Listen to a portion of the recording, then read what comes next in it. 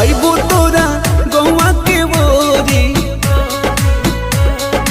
अच्छा अइबो तोरा गौवा के बोरी, मिलबो चोरी चोरी तोहरा से गोरी।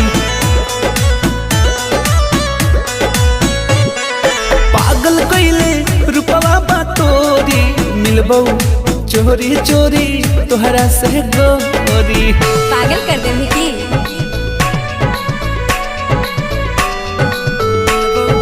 चोरी चोरी तोहरा से गोरी।